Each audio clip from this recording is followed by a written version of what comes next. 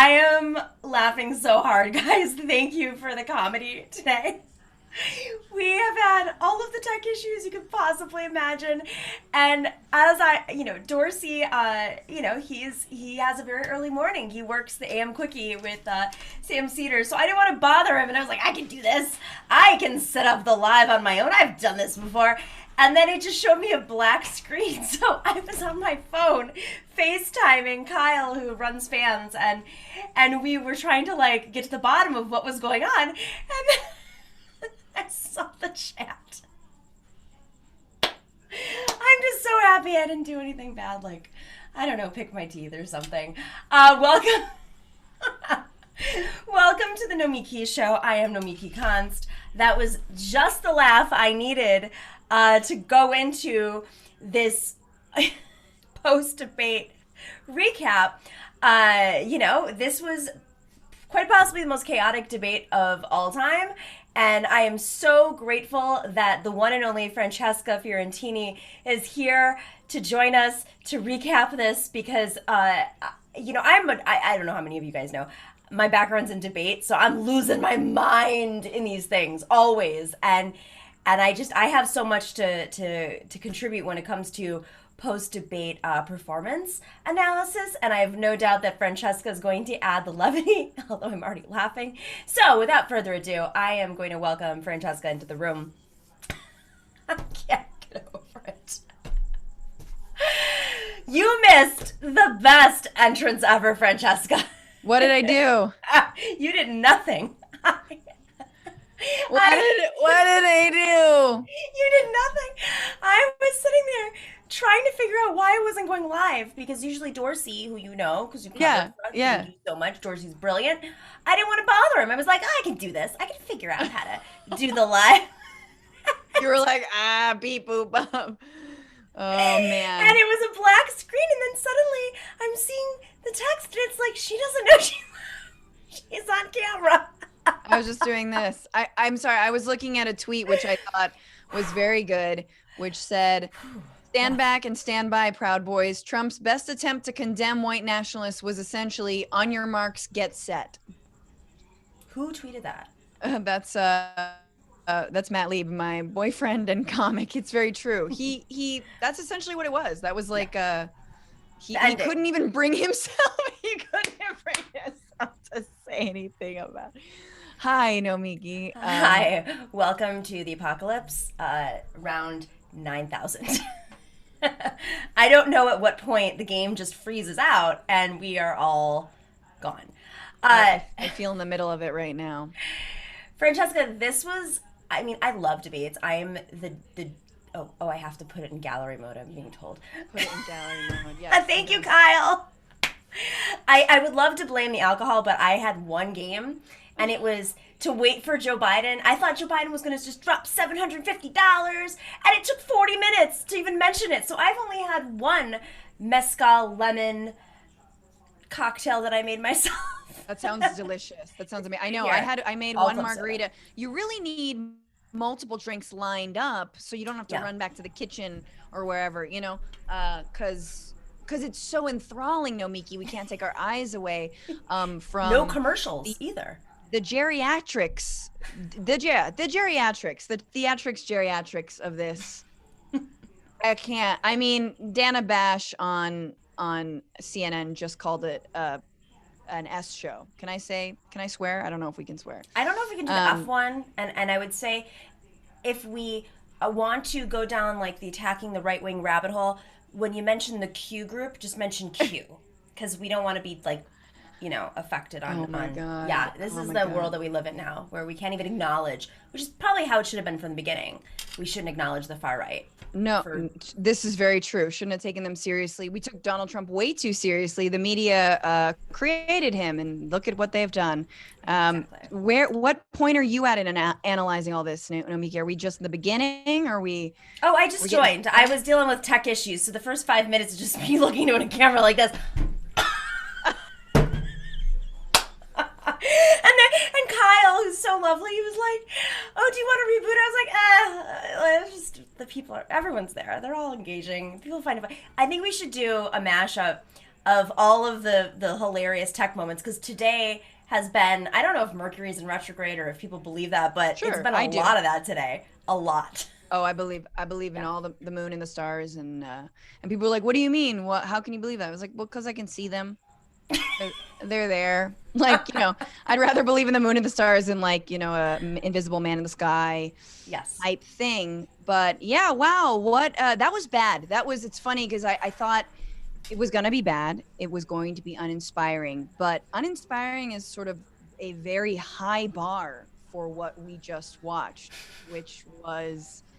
Yeah, it was a train wreck. And Chris Wallace, I mean, kind of weak AF, right? Like, how do you go 3 times, 4 times chastising this guy who's interrupting constantly, and then you have no recourse? What do you do? Was there no plan? Maybe I'll play devil's advocate here. So he is known for pushing back, and like, I don't care what Twitter says. As I'm sure you've been on with a lot of these hosts before, they're not great at it. There's really nobody who's that great at it. Like, no woman, no man. Like, Chris Wallace is probably the best at that. And I think in the beginning, how do you tame Donald Trump? He knows, first off, he has ADD, so he just jumps from one thing to another. Yes. And it's not even intentional. Incoherently.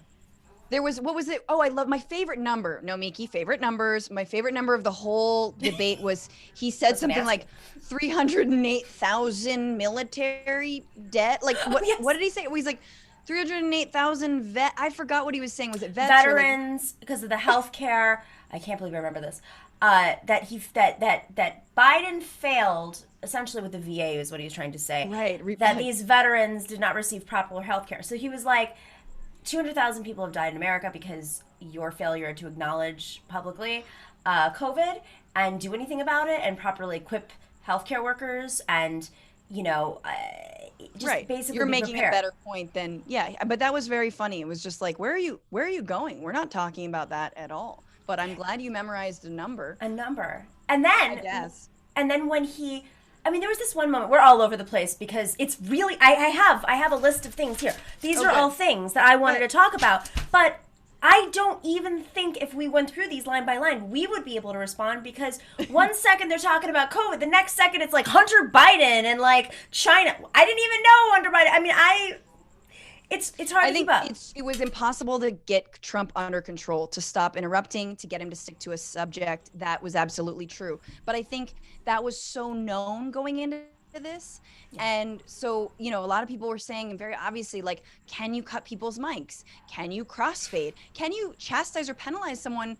I think I've never done debate, but I'm sure a lot of people have, which is like, if you run over your time, you either lose that time or you concede it to the next person, you lose your next turn. So it's kind of like there is you really have to play that game with this president. There will be consequences if you keep interrupting. That time will go to Biden. So guess what? You just lost a minute. Now he gets 3 minutes, right? Like, so there's that. And I think similar to that is Biden's response to Trump, which was very weak, was on style and on points, which he did not get either. And the only thing I can chalk that up to is, sort of when you're in a really heated argument with someone who maybe is abusive or you're afraid of them or whatever, that you don't want to get into just a yelling match because that will inevitably make you look pretty bad. I get that. I guess I don't give Biden a pass for not on points on politics being able to coherently and aggressively counter what Trump was saying. Yeah.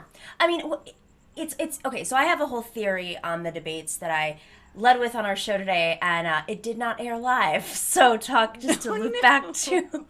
So we will post it tomorrow, even though it was a pre-debate sort of looking forward to it. But right now, the map is tight, despite the national polls showing Biden 9% in he's leading 9%. The one factor that's very hard for anybody to really assess is what the turnout's going to look like. I mean, if we look at post-July COVID primaries, turnout has been extraordinary. It's been like nothing you could ever predict. A lot of these campaigns, Cori Bush, a lot of the races across the country, they projected a certain number, and then it was like 10 times that. I mean, in March, April, it was like 6 times that. So now that folks are getting in a groove, they're getting into the routines again. They're more comfortable with mail-in voting. And also there's a longer runway. So I do think the turnout is going to be higher than we could even potentially imagine, but it's hard to say what that is, and that's why obviously Trump is throwing everything against the wall to suppress any vote, suppress and depress. That's his whole strategy. And that was the most important part of the debate, which is where they ended, right? Which was completely unfact-checked, really by Chris Wallace or by Biden in a coherent way. Biden attempted to, but he started kind of following a rabbit hole down of something Chris Wallace said about like, hey, what if someone returns your ballot and Biden started talking about, well, you can file an affidavit, and it was like, oh, people don't need to know this. This is like outliers. This doesn't actually happen, right? And meanwhile, Trump was able to continually say, they just mail people ballots. Homie, that's how it's done. Like in Republican states, by the way, with Republican, governors. Arizona, which is one of these swing states, it's looking like, 80% of Arizonans vote by mail in advance. Right. Or vote early, I should say, because you can also go to the polls early. That is a Republican governor that oversees that, and a Republican legislature. And so that's easy to say. What? It's easy to say to just stop. And like Biden laughed in weird moments. It's like, just stop and laugh there. Hey, Mr. President, that's how voting is done. Yes. Like pause, smile, done. Like I do think it was good that he tried to project calm and say, this is what he's doing. This is the strategy. He's trying to make you think that your vote doesn't count, and it does. But again, like trying to be the bigger man with Trump, I don't think works. Nope. It is trying to strategically and pointedly shut him down and shut him up in ways that, like, look, I don't love Kamala's politics, but she's got good zingers. We're going to see them next week. And I feel like, why didn't you just give some of those to Joe? Just hand them over to Joe, man. Let Kamala write your zingers for you. And then you shut Trump up because he's a bad stand-up comic. I should know because I am a comic. I try not to be bad, but I've seen a lot of bad ones. That's what they do. You just got to shut them down with a quick joke, a quick zinger, and move on. And we just... Oh no, Miki, that feeling when we go into a debate with Trump, it's the same feeling when we had, with Clinton, and you're just like, let me at him. I get so excited. Because I'm so mad that this racist, POS has been allowed to spout all the lies that he has, and then we get Clinton, and then we get Biden, and it's just so deflating. And that's what people want. They want a fighter, right? Like, so they're, while Trump is playing depress his vote, suppress the vote, in different paths, courts, etc., taking over the postal service and throwing out ballot, whatever he's going to do. At the same time, he's trying to excite his base. So there are these little moments where Biden would react, and it played into Trump's hand. I think there were a couple of moments that Trump did create the bait, and I think Biden fell for everything, whether it was intentional bait or not. Mm-hmm. If I were training Biden, and I just want to remind our audience, so I spent a lot of time in debate, and part of me was like, maybe I shouldn't say these things on Twitter, because then Trump's, I don't know, someone's going to find out. And so I didn't want to throw it all out there. Right. I'll give you guys some of it. Don't reveal. I mean, it's not rocket science, but for instance, when Biden was telling a story is one of the most powerful things you can do in a debate, because first thing, it's very hard to interrupt a story. The audience immediately hates you if you interrupt a story. They're like, whoa, I was listening. This is great. Bill Clinton was the master at storytelling.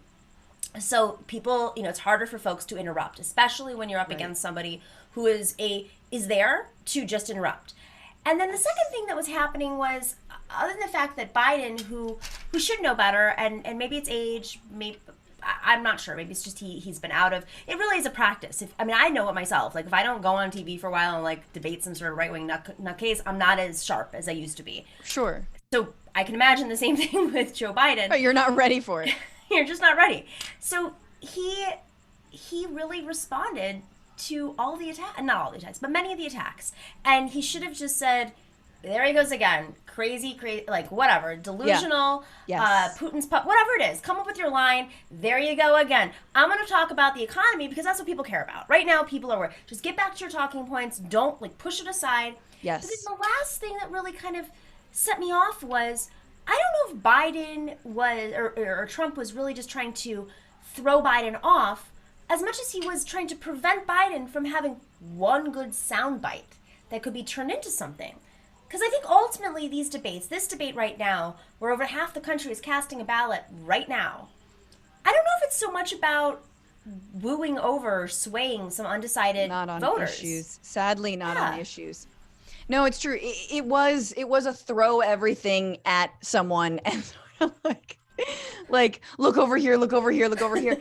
And it's true, like Biden, if he is in any, if he's feeble or he's old, he definitely has his hearing because he listened and heard every single thing Trump said to him and was not able to block it out, exactly like you're saying, and sort of responded in kind and allowed himself to get distracted. And that, I think, was a pretty big weakness. Of course, none of this, we know, it's not necessarily going to sway voters.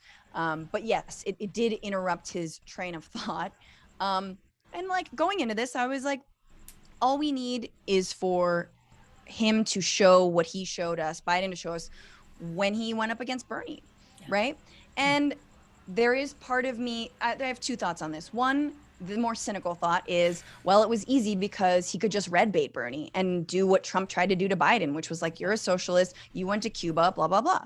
You want socialized medicine. And that really stings. That's upsetting. Obviously, as progressives, we know that, liberals love to punch left and they're good at it. And then they turn around and don't win. The other thing is, I think that Biden knows Bernie respects him and knows that sort of like he could kind of be more dickish because he and Bernie are friends. And I think Bernie took that and was like, oh, he's not going to hit me too hard because we're friends. And Biden was like, oh, I can hit him because we're friends. And like, he knows I'm not actually going there. So they took it two different ways. And I'm just going to be real with you, Nomiki. I don't think Bernie would have done much better a job going against Trump. Okay. This is contentious, but I don't know. I know you guys are going to come for me now. I know, because I read 9,000 tweets from people I love. Like, oh, can you imagine a Bernie versus Trump debate? Yeah. Listen, I love Bernie. And what I think is so great about Bernie is he's righteous and he doesn't play the political games. You gotta be a political game player. My whole theory on this with Biden was, instead of having his friend, Ron Klain, do debate prep with him, he should have found the most disgusting Fox News right-wing commentator who, for whatever reason, has fallen out of line with the Trumps. God forbid, like we find out what those. There's plenty of them. Oh, there's sure, Sean Spicer's he's free. Yeah. Oh, even worse. We could have found some, and put it up against them and just do rounds of it, one after one, because that's so true. That's it.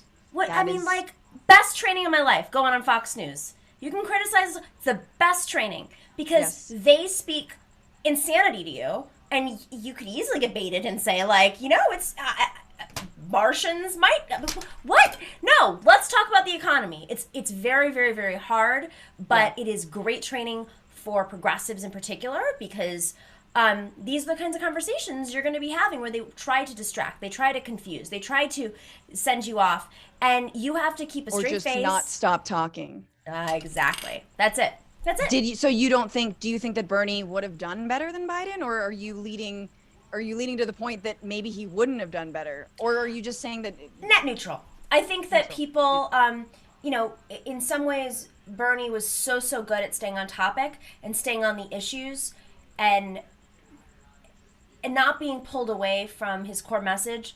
But I think there are a couple things that Bernie probably would have responded to, and we saw that in the debates. I mean, when Bernie was asked about democratic socialism, he responded. And I don't know if that appealed. I mean, while we love it, I don't know if that appealed to the greater population of Democratic voters at that moment when you're in a multiple way primary in which every little vote matters. And that's ultimately what it was. It was dividing up the electorate. I think Bernie would have been thrown off by Trump also, because who wouldn't have been thrown off by Trump? But I do think And I think in some ways he would have played the Biden card, sort of like trying to be above it and trying not to acknowledge it, or sort of taking the bait too much. But I also think Bernie might have had those one-liners like, shut up, you don't know what you're talking about. You need to stop. Okay. Just a wide-eyed Bernie. Oh, really? We just needed that. Just someone to make a face. Biden's face, he was looking down. Yeah. I know that you don't want to look the devil in the face, but sometimes you have to. Yeah. You got to mock him. That's the best way to get under his skin. That's right. So, yes, I'm taking back what I said about Bernie not necessarily doing better, but I will say this. Trump initially tried to say, oh, you're controlled by the Democrats, you're controlled by the radical left-wing Democrats. And Biden, for better or worse, immediately shut it down and said, no, the party is me. The party is, oh my God, that line. I am the party. Oh man. I was chosen. I wrote the platform. What?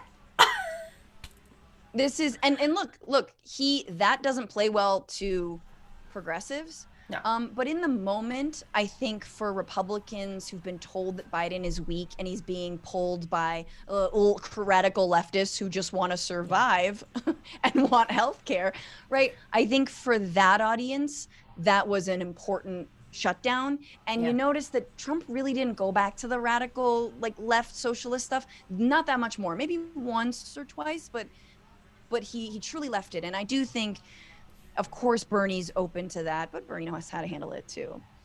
And I mean, that's ultimately it. So Biden's conundrum here right now is he has more work to do, in which he's not really doing, to excite the base.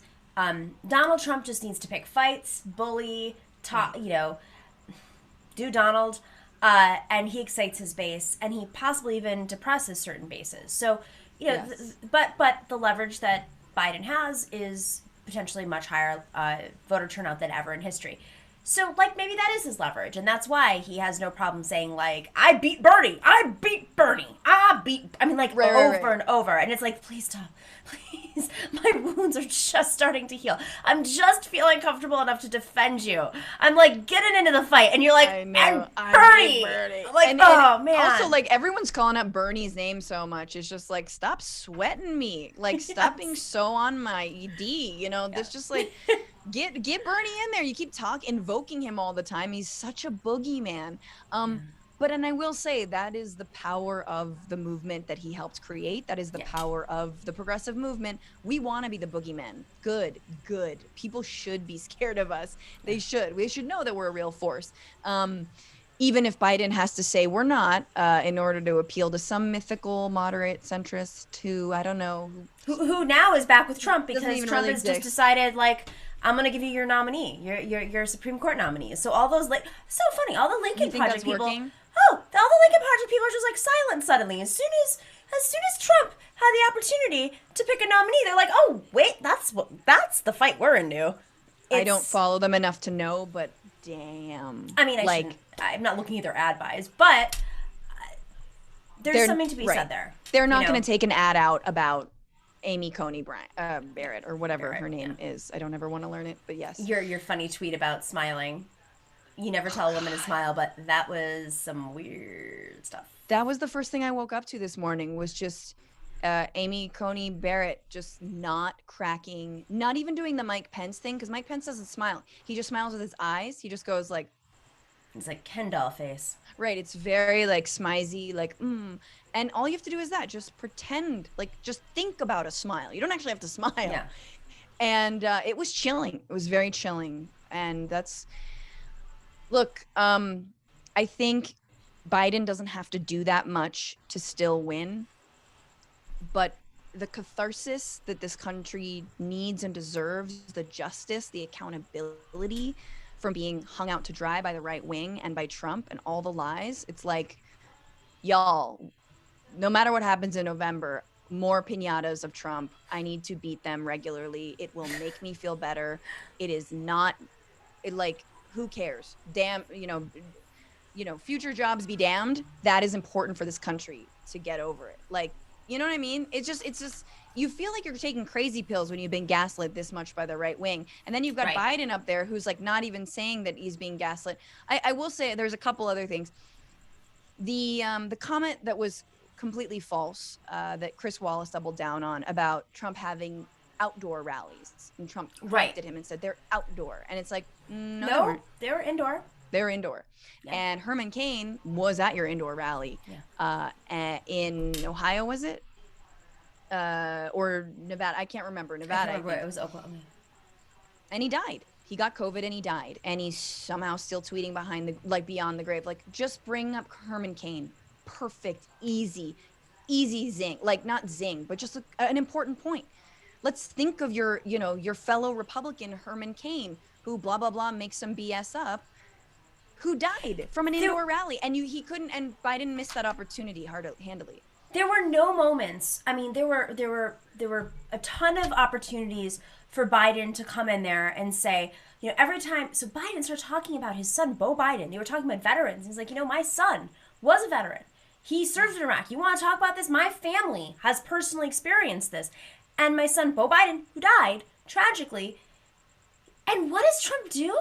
He disrupts that conversation. He starts going to Hunter Biden and a cocaine addiction and something with, and there was a perfect moment for ridiculous. Biden to. So I think two things that Biden could have done. Number one, how much empathy do you lack when 200,000? You're just showing me over and over. 200,000 Americans are dying, or have died because of government's failure, and you're more focused on a couple of games here and there and how the press portrays you and Bob Woodward leaking tapes and et cetera, et cetera.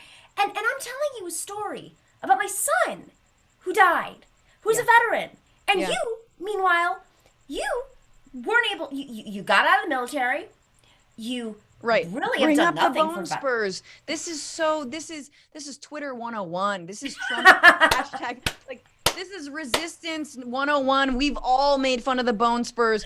Trump is living inside of his own satire. Like, just, it's so easy to pick any issue. You're totally right. And you know what the other thing you have to do, and I think you're absolutely right about talking to Fox commentators and going, like, really doing battle like that. But also point out his strategy. Noam Chomsky is an incredible debater. Noam Chomsky is whenever he's asked a dumb question, he always turns that question on the questioner, right? And that's it. That's the trick. Why do you frame it like that? And I actually think Bernie does a really good job of that too, because Bernie's always put into bad faith corners and he's always painted as something that he's not. But all you have to do when you're Biden is just say, look at this fragile, flailing loser. Like, look at this person who can't even shut up and make a coherent point, who's so flustered because he's failed so miserably. Like, watch this specimen of ability, and that's all you got to do. And it's kind of funny. It gets people. He should know that all of us are watching at home, just devastated watching Trump, are disgusted. You got to tap into that, man. Yeah. I was hoping Kamala would be waiting in the wings, or just Simone Sanders, who was like, took out that vegan. I just wanted her to come take out. Wait, what happened? I missed this. Remember when Simone Sanders tackled that woman who went topless? Oh, yes. Oh my God, I forgot. I tuned out a lot of Simone Sanders because she betrayed the Bernie movement. Don't blame you. I get it. Yeah. The other thing that Biden could have done very effectively, and I hate to give away this strategy because it's like a secret strategy I used to use against the Hillary people. You call out their game. You're like, oh, I'm sorry, I can't. You're trying to make a righteous a righteous sort of argument about XYZ. I'm so distracted by the $300,000 in pharmaceutical money that you took, or the how you were a lobbyist for the health insurance industry. You were talking to me about healthcare. Well, I really, it's very hard for me to listen to you beyond the talking points that are printed and released. And there's just so much of that with Trump. And I felt there was a moment when Biden said, guys, viewers at home, do you see what he's doing? And I was like, come on, go with it. And that then was good. Trump was like, Hunter Biden. He was like, my son. It's like, stop being baited. Yes. Stop it. Those moments were good. You're right. When he leveled with viewers at home, I think that was nice. It did feel a little bit like you can only do that so much. I think the other thing I was going to bring up was, you're stupid. You went to Delaware. Oh, what the hell? You're dumb. What do you, Trump? First off, Biden has a law degree. It's not an. There's no debate here.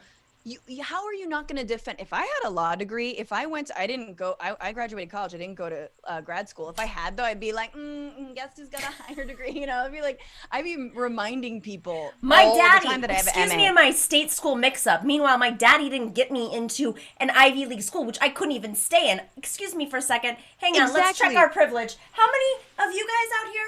Yes, your dad. Oh, right. Who paid someone to take the SATs for them? Tight. Got it. Right. Like, oh, wait, let me check my earpiece that doesn't exist. That earpiece that everyone says I have. But it's just like, all you got to do is, and this is the other thing. It's like, how many former Trump officials whose books you could just directly quote that are devastating, that are excellent. You know, it's like, you could bring up Michael Cohen, right? Michael Cohen, who says in his book that Trump said that blacks and Latinos are too stupid to vote for me, right? Like, bring up that stuff, because you should go there, because he is that awful. So yeah, not defending yourself on your own like academic like record and not using it as a moment to point out how Trump paid for his SAT score is like, ooh, easy. Such a big miss. It's so sad. So there's this universe, and actually I want to go to a couple super chats. I see I want to. So that Effiat guy, F-flat, I don't have my glasses on. I'm so sorry. That F-flat or Effiat guy says, Bernie shares Trump's most appealing quality, being funny. We missed the opportunity to get him in the White House. Thanks, Obama, Pete, and Amy. Hashtag. He is very funny. And then Bernie's I actually thought this through the debate. Dustin Turner says, give Trump a shock collar. Hashtag Trump shock collar. Hashtag Dre in the White House. No, but it's true. Like, if you want to cut the mic, just fuzz them a little bit. Yeah, exactly. Yeah. Oh, that would be great. Yeah, Chris Wallace would have a little too much fun with that. That's the other thing. I also thought Chris Wallace shut up when he felt like he liked Trump's point. Like, he kept on saying you can't interrupt. And then when he liked what Trump was saying, he wouldn't stop him. But yeah, it was.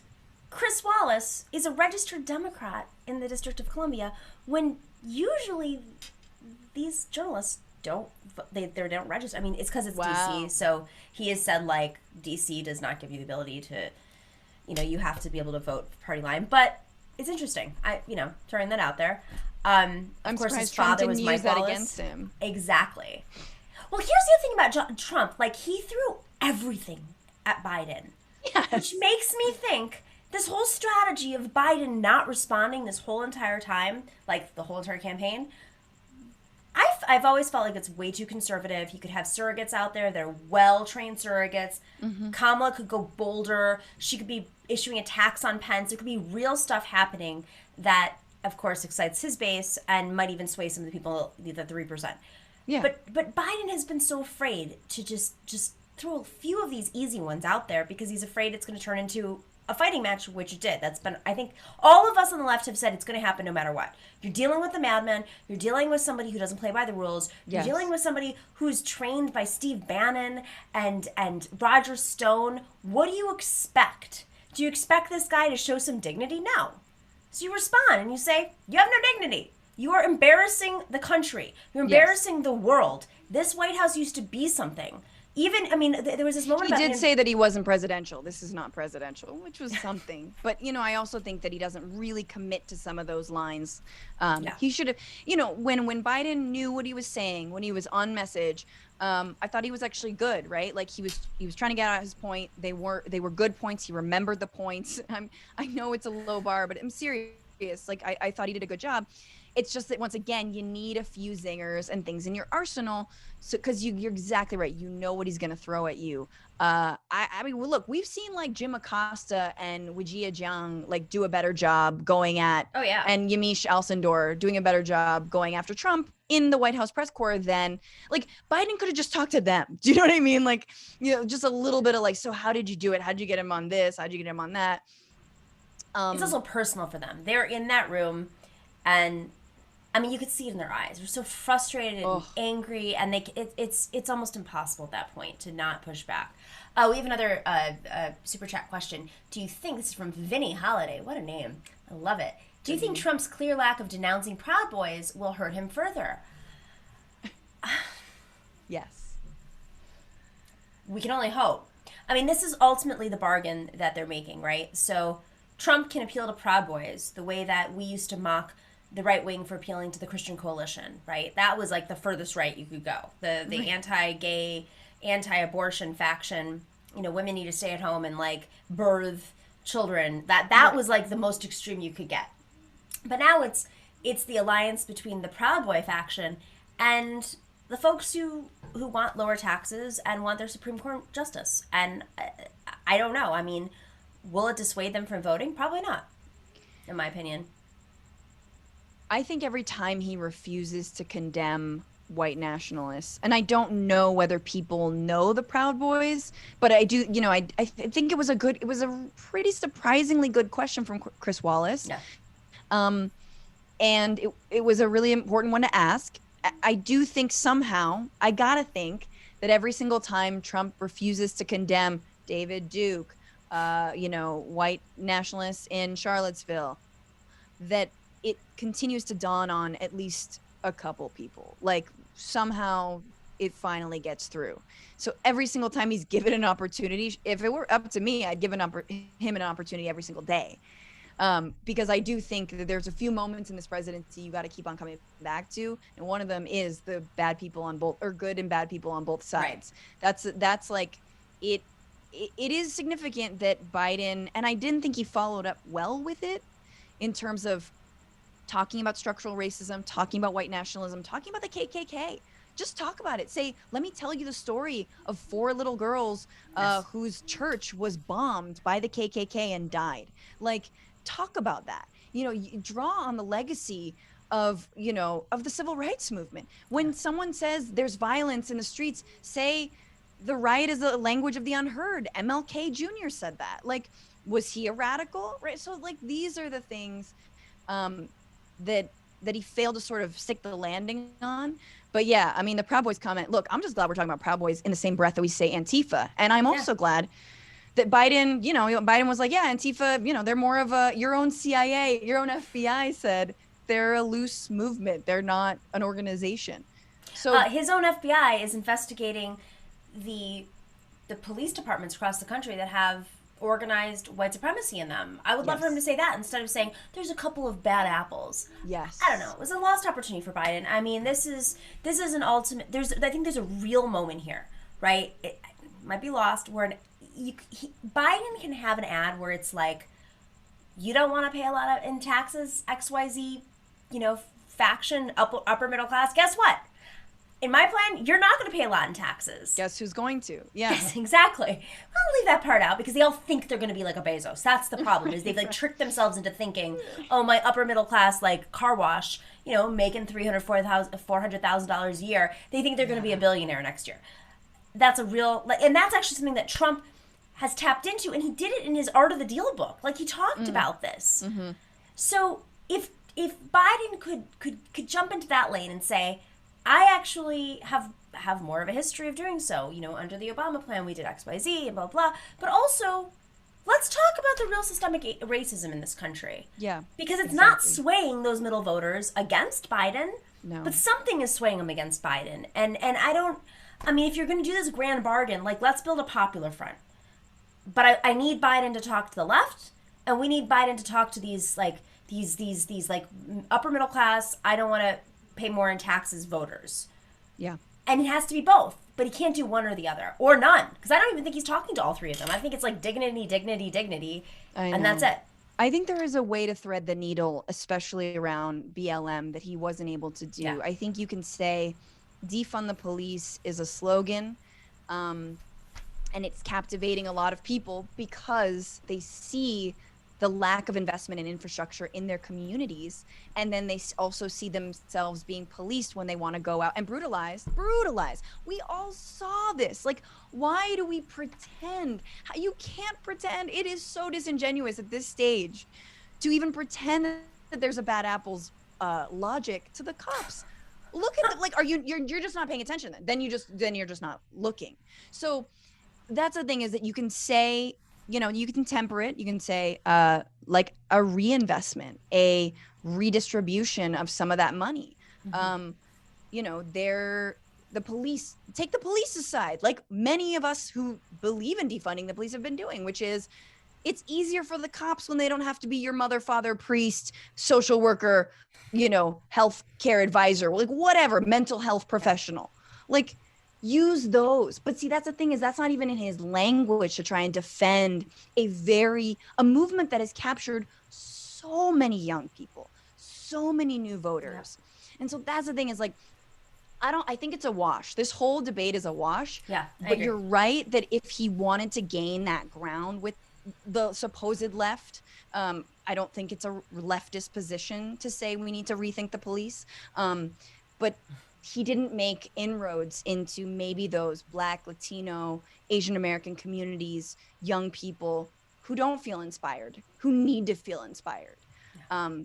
I didn't see him reaching them. He needs to get, listen, if it comes down to 3% of the vote, and if it comes down to, Michigan in 2016, it was 10,000 votes. Even fewer in Wisconsin, where, of course, we didn't have operations set up. It really, it could make a difference. If he spoke a little bit more truth when it came to climate, if he spoke a little bit more truth recognizing the systemic issues, maybe even said, you know what, I was wrong. We did not understand the complexity, and we are trying to band-aid a problem based on faulty information, and frankly, we were pushed into fear in the 90s, and I was wrong. Yeah. And now it's the time to make amends, and simultaneously he can have a conversation with the upper middle class folks who think that they're going to be billionaires, and say, you know what, instead of waiting 10-15 years before you're a billionaire, I'll lower your taxes now. Yeah. So that you have more of a pathway to being a billionaire. He did start, and I think Trump interrupted him. I was also live streaming, really? So I don't know. I thought he started to say something like, you're using old vestiges of racism and thinking about race relations, like that we need to shed. So that I think was really positive, and I can only hope that maybe Kamala has had that effect on him. I will say this, it was a little bit heartening to see how animated he got talking about his climate plan. That to him mattered, that it was exciting to him because he knows that it actually, is good, that it is a step in the right direction, that it's $2 trillion, that it is carbon neutral by 2035, that's really huge. And so I'm sad that they didn't have that topic before, and I'm sad he didn't come out more forcefully for it, but I guess on a sort of intra discussion of how he would be president, the fact that he seemed excited about that and to talk about that is heartening for me, because it's like, oh good, then maybe he'll actually make good on it. You mean planting a billion trees and some paper straws are gonna solve it? Hey guys, I know you love your paper straws. Let's have a real conversation. Even progressives, they want to get rid of plastic straws. I understand it's affecting the environment. It's affecting wildlife, especially in oceans. But the recycling movement was pushed by the fossil fuel industries in the late 70s. And if you don't know that, go check it out. The real seismic issues are going to be taken away from the consumers. It doesn't mean that all that stuff isn't great and you should do it. This is a silicone straw I'm drinking out of right now, just to put that out there, which I keep leaving at restaurants. Are people talking about that? No, I just added it but you're like, I'm preempting the criticism. Pretty much. But, we really have to have deeper conversations about these things and what's going to be seismically changing it. So on that note, and the other thing, sorry, I will say no, that, go ahead. The crassness with which Trump talked about the wildfires needs to be pointed out. And Biden should have pointed that out. You laughed in the face of officials when you visited California. You relish in the state being on fire. And also when Trump basically utilized the COVID deaths in the same way that he utilized the Puerto Rico deaths and after the hurricane, right? This in the exact same way. At least I had fewer deaths than in Katrina, which wasn't true, right? But not at all. So also, but he's death comparing. He doesn't care. So pointing out his crassness when it comes to the loss of human life, which is so basic. It's just again, this is the ilk of politician. This is the ilk of the Democrats that doesn't get the fascism that we're up against. they don't get it. They don't know how to fight it. They think they're still trying to, like, you see them trying to sort of appeal to the better angels of Trump. They don't exist. They're not there. Let it go. And it's interesting because Biden got elected to the Senate when he was 29. He took office when he was 30. One of his former advisors, who's passed away, I knew for many years, he recruited Biden to run initially and advised Clinton and Carter and Dean and a bunch of other folks. And he said something to me a few years ago that I thought was really interesting. And this is before Bernie really took off, and it was likely to be Biden versus Hillary, but of course Biden stepped out because Biden did not have the superdelegates lined up and Hillary did. So his advisor said to me, Biden came about before the era of the perfectly constructed candidate. Meaning, it's very hard to get him to stay to a script. It's easier to get him to empathize, and it's why a few weeks ago we did this whole show, and I said in my opening, I said, let Biden be Biden. The way that they let Trump be Trump, let him do that thing that he does that sometimes gets him in trouble, but every campaign gets in trouble, so you just gotta throw that away and let it go. Let him do that thing he does, where he tries to look you in the eyes and connect and feel them, because that is ultimately the antithesis. That is what he is compared to Trump. Trump, who is talking about deaths like they mean nothing, because really they don't to him at all. And Biden can connect it. Like, first off, he started to go that route with his son, which is a very real story. You want to talk about veterans? My son served in Afghanistan and in Iraq. I think you're right. I mean, there's a question as to whether there will even be more debates. So there's that. But I absolutely think you're right. I think the same applies to Bernie. As much as I love his politics, I have a lot of stylistic criticisms of how he carried himself in his campaign. These are 78-year-olds. These guys are pushing 80. They're not going to learn new tricks. And so, like, to be honest with you, kind of hats off to Biden for not just going on a very long tangent the entire time about his son, even though, just like, but I hear you exactly. It's like, you can't rein these people in. Let them do what they do. Let them be. What Trump is he's real racist, but he's very honest. So just let him be honest. Let him be real. I don't know. Do you think there's going to be more debates, Nomiki, after this? Yeah, they're supposed to do another debate. I mean, next week there's a debate between Kamala and Pence. But, I mean, again, like, I think it's just theatrics. I think it's ratings. I think if they really wanted these debates to make a difference, they should have done them in the beginning of August and started them then. Because, like, I said it on the Majority Report today. I was like, listen, having a debate right now is like, because the way that the people are voting right now, it's like having a debate in the middle of, like, election day at noon. Like, yes, like, absolutely. Okay, half the ballots have been casted. Okay, the final ones will be swayed. Many of them will, but, and, of course, the poll watching situation that Trump mentioned. So there is one thing that I think our audience, you said at the top, and it was, it stuck with me, in that Biden was listening as much as he was reacting to everything, and it would have been nice for him to just, like, let it go. He was listening. Mm-hmm. And one of the things I've heard from folks who are extreme critics of Biden and the Obama administration, before DSA exploded, before the Bernie movement, these are the harshest critics when it was not popular. They said, say what you will about Biden, he responds to things, and he listens. And... I do think that Bernie gets under his skin, even though they're supposedly friends. He gets kind of testy about that. But I think there's a space there. There's a crevice. There's a reason why that $1 trillion climate change proposal is out there. There's a reason why Biden moved on fracking. And Josh Fox likes to tell this story about when they were doing the big fracking fight. Josh could barely get Governor Cuomo to move, which he did. It required tons of protests. We were part of that big fight. They had to pull out everything. Celebrities, bus tours. I mean, it was full New York Times ads to get the Democratic governor of New York State to ban fracking, and it's still not fully banned. But Joe Biden, he just listened. And he sat down. He said, all right, I feel it. I feel the pressure, and he did it. Yeah.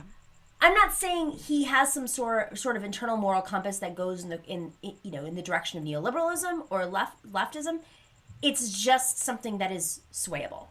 Yeah, Josh told that story on my podcast, The Bitchuation Room, which Miki's been on, and you guys should all check it out. Go check it out, listen to it. There's jokes. It's funny too. But I will say that a good mentor of mine, Max Elbaum, who's written a great book called Revolution in the Air and was radicalized in the 60s and 70s, he said to me, specifically comparing someone like Cuomo to someone like Biden, that Cuomo is unmovable, and people have even said that about Bernie, like, love him or hate him, but this is what it is. These are his policies. This is his thinking.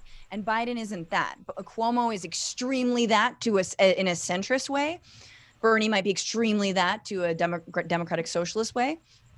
But Biden can be moved. Biden can sit down and be lobbied by, many, many women who are telling him about domestic violence, and then turn around and sign, the Violence Against Women Act, which is huge. That's a huge crown jewel in his legacy. So those things, I think, do point to, and Josh's story point to, maybe the guy is not a lost cause. So that's sort of, I feel like we're because you can't analyze this in any normal sense. Like, I think we're doing a good job of being like, he listened. Right. He lives. Okay, that's good. He ain't deaf. I pretty much think that the takeaway is he ain't deaf. Cool. Like, great. And you know who needs Adderall? Donald Trump. They were like, listen, we know we like to give him Adderall so we can get through the day, but like, if there's any time not to give Donald Trump Adderall, it's before the debate. Oh my God. He was like, no, he was in Sorn. Also, let's be real. It's a sign of weakness when you have to be that hysterical, when you have to be that flailing, when you have to be that angry. Yes. It's a sign of weakness. So that's the other thing we should always remember. It's not just a tactic. It's also because you don't really have a leg to stand on. Yeah. He didn't know where to stop. I think in the beginning, disrupting, and then they were like, go ahead, let Trump be Trump. And then Trump didn't stop. And there's a rhythm. Sometimes you push, sometimes you pull back. Yeah. Sometimes you push, sometimes you pull back. But no, he just went all the way. I actually feel like he was more aggressive and, like you said, desperate than 2016. I mean, so much. So let's, before we wrap up, because, we have to go to bed. Yeah, it's so late there. We're on the same coast right now, so it's yes. Oh, it's so late. Ooh, my bedtime's 9. Before we wrap up, the Clinton debates versus debate tonight, and granted it's only one debate, so we don't have a lot to work with, but I can't get that visual out of my mind of Trump just like taunting Hillary Clinton from behind. I was like psychotic. It was like psychotic. He read some sort of book on how to like win a deal or whatever it was that he does. And that was it. Or like how to meet with a dictator. Or I don't know. I mean, it was training. No, Miki, you think he needs to read a book to know how to stalk a woman? This is Donald Trump. That's true. He knows exactly how to stalk a woman. He's a rapist. He's a creep. So I will say this. I notoriously thought Clinton was not able to shut Trump down. I didn't think she was able to speak to what he was speaking to, whether that was on trade or on any of the lies that he was spewing about her. But I think she did do a good job of speaking to the audience, which is sort of what her point was to be like, stay on message. Now, that message might have been mildly inspiring and very dry, but she did a good job kind of not letting him rattle her. And that was good to get her points across, but it wasn't good to sort of just like, like, stop, like, and every time she would kind of do that, everyone would be like, oh my God, amazing. But she needed more of that. So I feel like this is absolutely, and Trump trying to be a president. Trump's like, I know how to debate, like I will be calm. And I think it does look bad when you start constantly interrupting a woman, right? That being said, not bad enough because he won. Not bad enough because half the country really loves it when you interrupt women, actually. Yeah. Turns out. Turns out a lot of women in this country that Hillary was trying to sway ended up voting with their partners who did not like it when a woman stood up for herself. Everyone, it doesn't just happen. Call your relatives. I have emails I got to write people I need to call, I haven't talked to, who I'm like, I'm just gotta make sure they're not voting Trump this time. So what are you gonna say to? I mean, obviously everybody's a little bit different, but I'm very lucky that at least on one side of my family, the Republicans are McCain Republicans. Sure. They got guns. They read the Wall Street Journal. They live in Yes. Arizona, but they want dignity in the White House. And for whatever reason, Trump crossed the line. I don't know what it is. It's like an Arizona thing. But on the other hand, I've got like the evangelicals, and they're just, it's not happening. So what are you doing to sway, and who are they that you can actually sway? Because I don't even know who these people are. No, I think the people I have to sway are much more, they are more evangelical, and I do think that they voted for Trump. And I think they may be, although I haven't checked in with them about it, they may be swayed by some of the BLM fear mongering. So what I'm going to do is send them a really good video of the Seattle coach of the Seahawks speaking about racial injustice and Black Lives Matter, and why the boycott that the NFL did was good and necessary. He is a calm white man who is explaining racism calmly, and he's white. Have I mentioned he's white? And it's great. Tell me his name. I forget his name, but it's like a good video. And I'm like, look, I know you guys are probably not voting for Trump, but just to make sure, like, this is not Biden's America, quote unquote, and these protests, which you might have been triggered around. Here's someone who can explain it really well. That's my strategy. I hope it works. Is there like a preacher too that you could add to this? Because there's plenty of preachers out there. Yeah. White preacher. I mean, okay, I'm going to add a little anecdote. I don't share a lot about my personal life and my family, but in these moments, it's really hard not to. Yeah. So I have, and they're not watching the show, and so who cares? I know, I was like, no one's going to find out there. You never know. They're not. So I have, on one side of my family, I have a family member who married into an evangelical family. She became evangelical, and Southern evangelical. And so they've had a couple kids. They've all gotten married. The last one to get married was, I think, in the Trump election. I think it was 2016.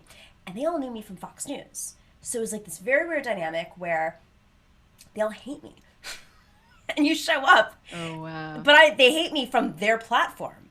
So there's like these very strange things that happened at this wedding where like people would just like try to pick fights with me because they like wanted to take down, I don't know, it was very strange. So, odd wedding. My dad is an atheist. I'm agnostic. My dad is an atheist. And it's his family member, and he hated being there. We pull into the driveway of the reception area. It's on Robert E. Lee Drive. We pull into the into the location, which I think used to be a slave household. Oh God, there's like a former plantation.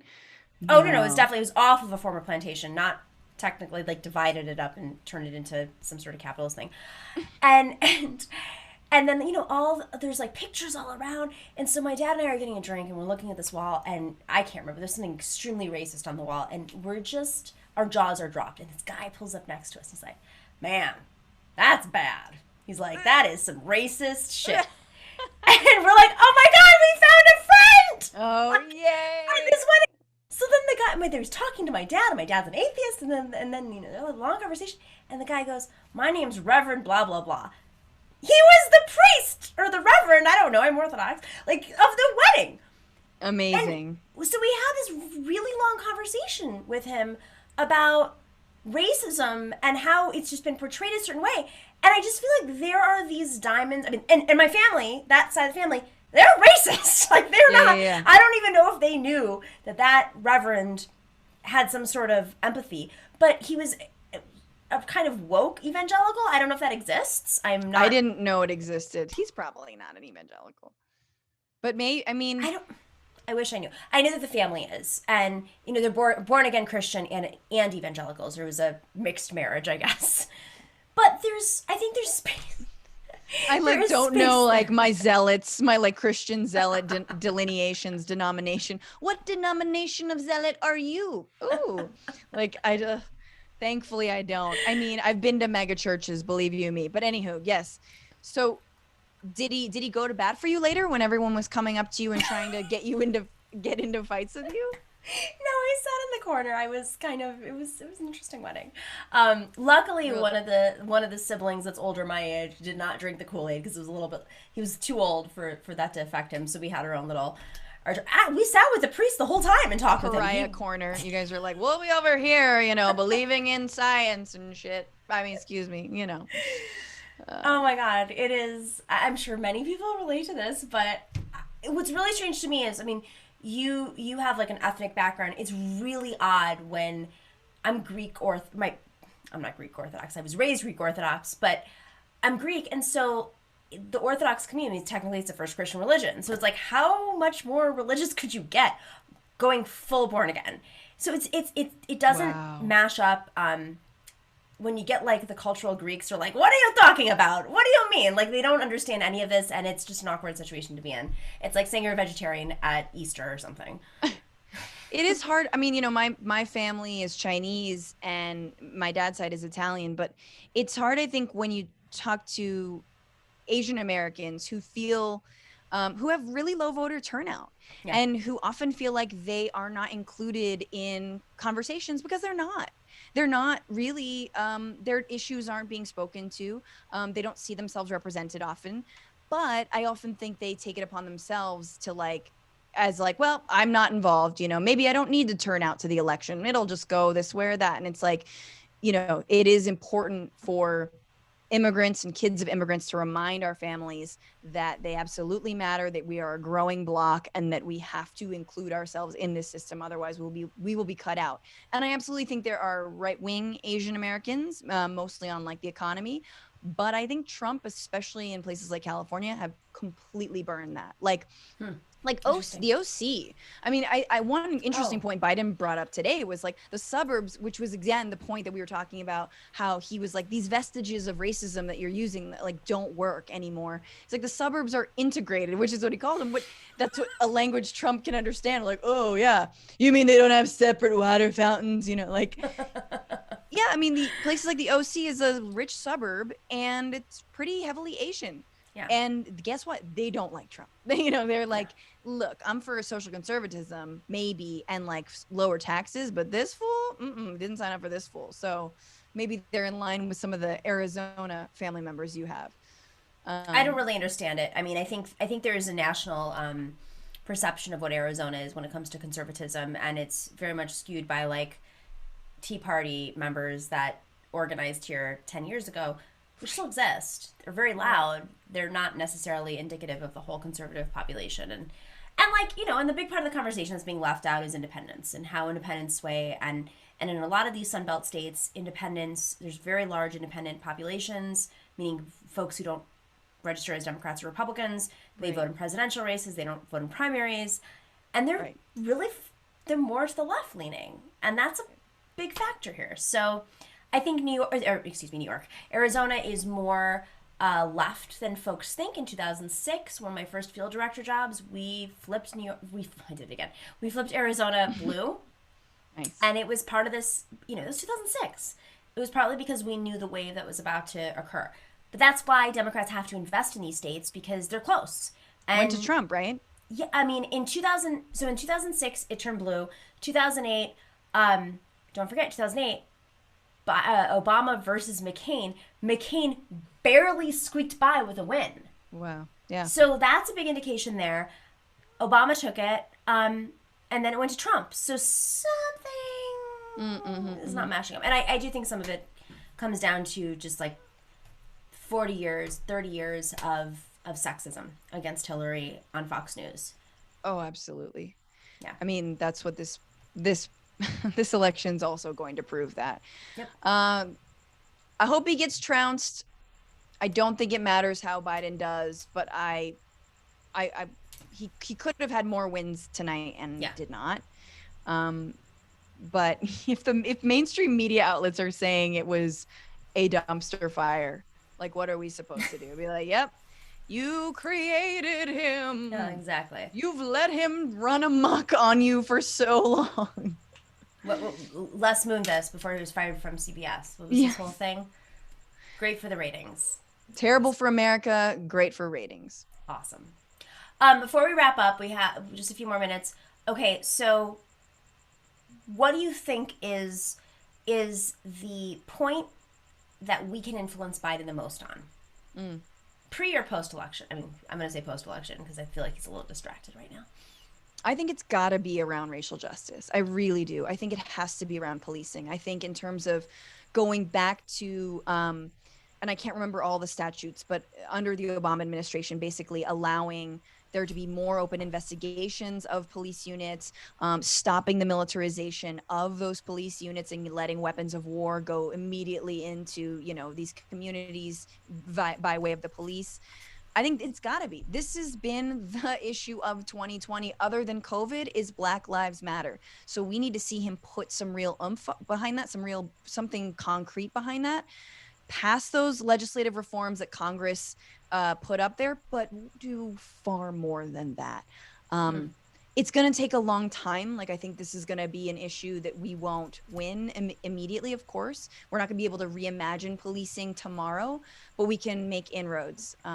So yeah, that's got to be it for me. That and stopping detentions immediately. Yeah. I mean, those are two things ultimately when people say, oh, I'm going to vote for Biden. Okay, great. None of us do. But we need a popular front to defeat fascism. And when you look at those who are the most affected, I mean, now it's like irreversible at this point, who have been most affected. Moving forward. I mean, in February, if Trump wins, I think he's going to shut down YouTube, frankly. Like, that's the future I'm envisioning under a Trump presidency. No, Mickey, we're moving forward is in the next 3 months. Moving forward, this president in a lame duck session. That's right. Just like every single day he's in office, he is a danger and people are dying under him. Every single time, like Chad effing Wolf as DHS secretary is a human rights violation, a walking human rights violation wrapped in a soap star's body. So like, you know, bad soap opera. So anyway, just to say, I didn't mean to interrupt. I just feel like it's like, you know, every single day we don't have this man is an okay day. We need better problems as a country. And Biden's going to give us problems. They're going to be better problems. They're going to be problems we maybe know how to handle more than straight up fascism. Because I don't know about you, but I don't know how to handle a militarized tank. I don't know how to handle, you know, young people being chased through the streets of Portland for blocks and blocks when the police were supposed to be protecting them from the Proud Boys. Like, I don't know. I actually, because I don't have a tank. Because I don't have, like, do you see what I'm saying? Like, where are we? We're out of options here. And also, like, we have to keep in mind here, the as much as we do not believe in the militarized system and the hegemony, I can't even say the word, hegemony that has been created, when there's no American president who, like, normalizes decent, I mean, I don't even know how to say this in the most politically sensitive way, but when there isn't disruption on the streets of all across America, which is just bound to accelerate for reasons that need to happen. Like, there should have been protests under the Obama administration that pushed him on criminal justice. There should have been protests. There were. BLM started under him, but yes. 100%. But I mean, like, to the point where he had to seriously acknowledge them. I mean, there were millions of immigrants who took to the streets. These all were things, but to this level, this has not happened under neoliberals, and I'm so happy it's happening now. With that being said, like you said, tanks showing up in the streets by the U.S. government is unheard of. And so if our government is completely broken apart and any normalcy, even if it's a bad normalcy, that is creating, like, absolute chaos, dysfunction, where neoliberals and conservatives don't know how to react, and the course of business is disrupted, and government doesn't know how to function, there's no one to save us. I worked in Libya, and this is a little disjointed, but I worked in Libya 7 years ago. And Good segue. Good segue, but no, it is. Yeah. It is. When I worked there 7 years ago, right after I got off the plane, they came to pick me up, and the first thing I heard from my one Westerner who was there, he said to me, just want you to know, first thing, U.S. isn't going to save you if something goes down. And I was like, okay. And then he was like, we're about to get on a roadway into Tripoli. It's very dangerous. you have to do X, Y, Z things. And I knew all these things because we had prepared. We'd done security trainings, et cetera, et cetera. And we were there to teach women how to run for office. So if anybody, I hear the people online, and I think a lot of them are sadists, but we were there to teach women how to run for office. Hello. This is post-revolution. Let me be very clear. Post-revolution. Yeah. And there was something that was like kind of jarring as brainwashed, you don't know until unless you grew up in an unstable environment, unless you have been part of an uprising in which your government has been dismantled and there's been an actual coup. It is very hard to psychologically understand. No one is there to save you. Yeah. And I feel Joshua Kahn Russell and I talk about this all the time. We are moving into a coup. That is what we are facing in 35 days. And either you are on the side of the Popular Front to stop the coup, or in 3 months, say goodbye to all your favorite YouTube shows. Say goodbye to Netflix. Say goodbye to your security. Say goodbye to your savings, because the dollar is going to be devalued so much that there's no way to even... do people understand what is potentially about to happen? And I think that last part is really important. I lived in Argentina for 5 years, and they know exactly what it's like to have a mismanaged kleptocratic government, which is a perfect marriage of neoliberals in the north and demagogues in the south. Basically run your country into a ground and wake up the next morning and all of your savings are gone. So imagine right now if all of the money you have in the bank tomorrow or in 3 months, it's worth a fourth of what it was worth. What would that do to our economy? So yeah, I think the other thing I will say about this, and I lost my train of thought because I am hungry and we'll let you go. Yeah.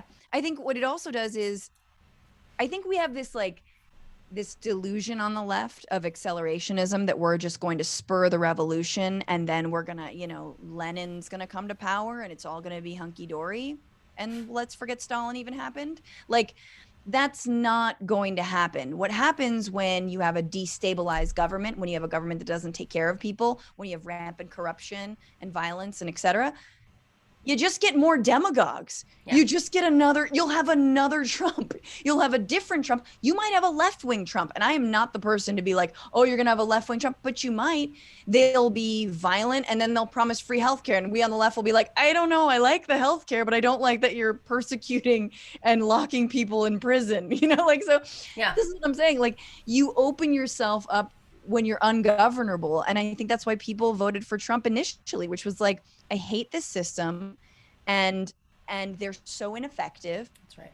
And wow, it's kind of, if anyone was doing 7D chess this whole time, it was Mitch McConnell. To be like, I'm going to make the most egregious, awful, unproductive government known to man under Obama, to then frustrate people so much that we'll just create Trump. And he'll be like, Nixon and Reagan reincarnate when it comes to racism and dog whistles. And there you go. We've already seen the darkness. It leads to Trump. No, and that's such an important note to end on. I think today a lot of leftists that may have been swayed by Tulsi Gabbard realized, oh, wait, Tulsi, our friend, and who knows how far back. So we as a movement have to be much more sophisticated about who we pledge our loyalty to. You are getting in bed with people, you need to understand who you're getting in bed with, how close you want to be to them. Do you want to go to bat for a Tulsi Gabbard or anybody? It's very hard, because then also what happens is when things don't go, when they lose or betray you, it's very hard for you to break that bond. So I think what's happening with a lot of leftists right now in this primary or post-primary is they're sad, they're angry that Bernie lost and that they were betrayed, and it's very hard to say okay, I'm voting for Biden. Okay, whatever. Make phone calls for your local DA candidate, because that local DA candidate depends on that mobilization. Find the right place to put your energy. But if you're still consumed, Dan Winslow in the neoliberal world, or the leftists who can't get over the fight between Biden and Bernie, this is not the moment. The moment now is fascism or no fascism. Yeah. With that being said, then you have folks like Tulsi Gabbard who push out, for those of you who missed it, she tweeted out a video in which she repeated talking points from the what's the name of the organization? Project Veritas. Thank you, Project Veritas. I want to get it out of my mind. Project Veritas. Yeah, the guy who started this went to jail. Like, literally, he shut down Acorn. Yes. He shut down. He tried to expose Planned Parenthood for harvesting babies. His favorite word is harvesting babies, and then harvesting votes is his new thing, which is it's an attack against Ilhan Omar in particular, who's not in a real. She's like, what is she harvesting votes for? She won. Like, what is she? She's not really being challenged right now. So, of all the things that Tulsi Gabbard could have talked about when it comes to voter suppression, like actual voter suppression, she decided to amplify Project Veritas. What do you think's going on there? She's grifting off of her fame on the left for being one of the few people to talk about like endless war. Like, she's just grifting. Tulsi has, look, I can't even say this, especially if Assadis are in the chat. Oh man. I don't think they are. Tulsi has Tulsi's had some shady backers. She has obviously checkered past when it comes to which wars she likes and which wars she doesn't like, because she seems chill with Assad and she seems chill with Hindu nationalism in India, but then she hates American occupation of Iraq, etc., which we all do, yes, but like, I'm not cool with hunting down Muslims in India and promoting Hindu nationalism. So Tulsi is kind of an enigma. She is a little bit of a villain. I think she's a villain. That's just like that white stripe is very, very creepy to me. In her hair, you mean? She grew that out. Yeah. Yeah. I will just say this. For those, I think you're so right when it comes to knowing who to trust, when to trust, be discerning about who we support. And I will just say this, like, anyone who tells you that they got the lockdown on truth is not a good pundit, is not a good journalist. It's not someone you should follow. I hope I know, Miki, that is why I like you. That's why I like your show. That is why I try to do that in everything I do. And also, when you're running for office, you might like where a candidate stands on the issues, but are they actually doing the work? Are they building the bridges? Are they working in communities to actually make good on their politics? Are they trying to make their politics a reality every single day? Or are they just standing on the sidelines with their arms crossed, saying the right things, but not actually doing anything in the real world to make it happen? And this is where the rubber hits the road when it comes to Biden winning the primary. That's right. Oh man, what are we going to do? Are we going to stand on the sidelines and watch this go by because we've got better politics? No. And so that's what it is. I think if someone shows you a little bit of sliminess, like a little bit of two-facedness, and they're a politician, that actually might be a good sign. That means they've got different messages for different communities because they know how to roll. They know how to talk to this group of people and that group of people. I am not good on Fox News. No, Miki is good. Like, it's good to know how to talk to right-wingers. Like, I've never done that. I haven't been on Fox and Friends. I haven't. But so it's you know what I'm saying? Like, these are all I fight them. They don't fall for me. I don't win any of them. No, I know you. I know you're not trying to level. I know you're not trying to level with them, but don't trust someone who says, "Nah, I don't talk to right wingers." You know what I mean? Yeah. Or if I'm like, "No, I don't." I'm just gonna have the conversation in my little shell over here in my little bubble. I don't even talk to this. I've never even met anyone who's a conservative. Like, obviously, this is ridiculous. So. Anyway, Tulsi is a grifter, and it is sad. And it's okay if you supported her, you liked her before, and you come around. Arms wide open, man. I think that is fine. I used to call her a friend. I mean, I haven't spoken to her in many years, but it's surprising. I mean, her team left abruptly. Her senior team all left abruptly. And I think they were probably seeing something that we were not seeing, and who knows how early. I mean, you don't know. Politics, study your revolutions, folks. Study your revolutions. Study your revolutions. I'll say it over and over again, because there are these figures that pop up, and they're like clones almost in every revolution, where you're like, oh, well, that was the Tulsi Gabbard of the Russian Revolution. That was the Tulsi Gabbard, right? During the Mexican, revolution. There's different folks that will, they're types. It's almost, history repeats itself, but it's also like personalities repeat themselves. Yes. And at the end of the day, while we do have numbers on our side and we do have demographics on our side, and of course working people outnumber the 1%, the problem is we are humans, and we're a collective of humans, and the more stressed the economic situation is, the more likely we'll be able to push out folks. People will be pushed out. Yes. Exhausted, shamed, whatever, because they have to survive. Or there's an offer that was too big. Or they were blackmailed. I mean, pretty sure that's what happened to Donald Trump. I think a lot of that's happening on the left too. Look at the class of 2016, Bernie's class of 2016 versus his class of 2020, and really what's happening right now.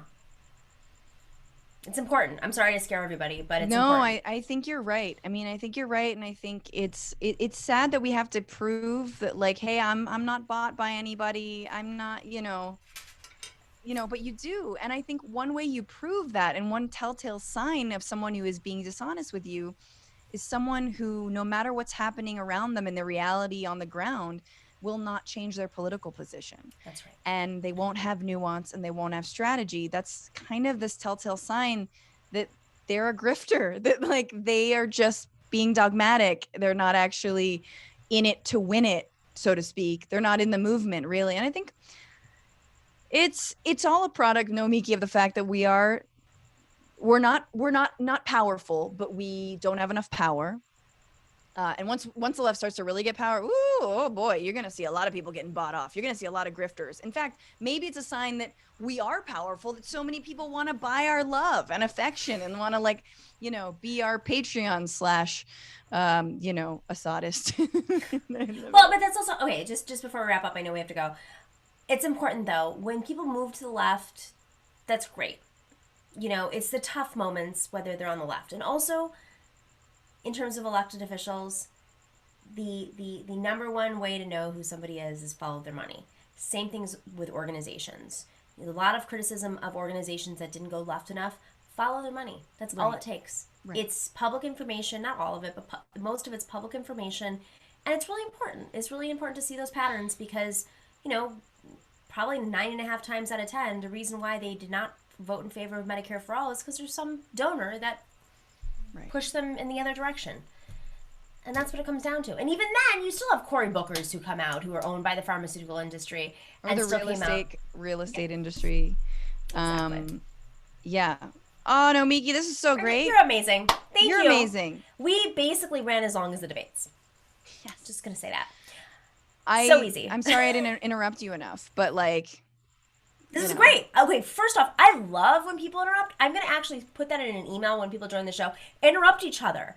Because it's not going to be Donald Trump versus Joe Biden. Well, I wanted to live up to, it's the Trumpian level of interrupting. No, you're a puppet. He didn't have any good lines tonight either. Like, he didn't really, before it was like, you're the puppet. That was a big line of 2016. Tonight, there weren't really any good lines. Biden had that one line, which was, will you just shut up? I think it was. Will you just shut up? So good. Can you just shut up? And that one, I'm going to walk away with that. Let Biden be Biden. Let him be Biden. Biggest applause line of the night. Because we're all like, shut up! Shut up, Trump. Yeah. Everyone wanted him to shut up. I was screaming, shut up. Apparently, yeah. Yes. My dog was like, shut up. Dude, just shut up. Shut up. Yeah, I love it. Francesca, thank you for joining. Go eat something. I need to eat something too. My half a mezcal cocktail that I made. What does it have in it? I don't know. I had like a little bit of mezcal left, so I poured some mezcal, ice, club soda, fresh lemon juice, and some sort of sweetener that's like organic-y. I forgot what it is. My mom bought it for me. It's some like super healthy. Thank you, Mom. Lemon. Yeah, she's like, I don't want you to have diabetes. She loves me a lot. I know. I'm like, simple syrup. Give it to me. I want all that sugar. And I get pimples on my face, and this is my medium. I cannot have pimples. You look gorgeous. I am fresh-faced and bald-faced. I have nothing. Fantastic. I'm just coming off a day of work and watching the debates but I was like, should I put on lipstick? No, girl. Just give it to him real. Is how it is. Usually, actually, it's a sign that I'm falling off, like that I'm crazy. When I have like the brighter lipstick I have, it's like Francesca's losing it. All right, guys. Thank you. Earrings for me. The bigger they get, I don't even know where they come from. They just show up. I'm like, I'm freaking out.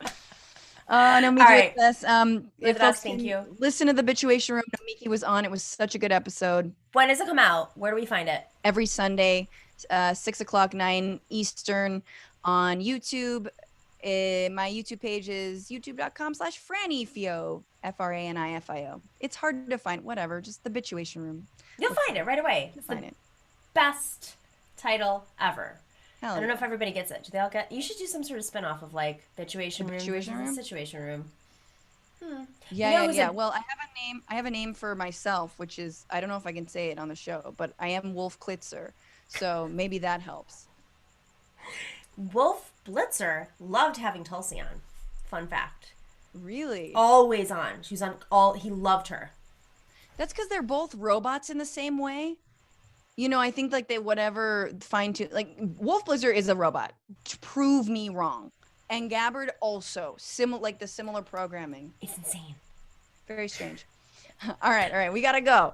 All right. Bye, everybody. Nomiki. Stay safe. Stay well. Thank you for the love, everybody. Thank you for the chats. Thank you for the likes, the subscribes. You've kept our numbers up pretty high the whole time. So much love to everybody, and stay safe. And we'll see you tomorrow at 3 p.m. Eastern.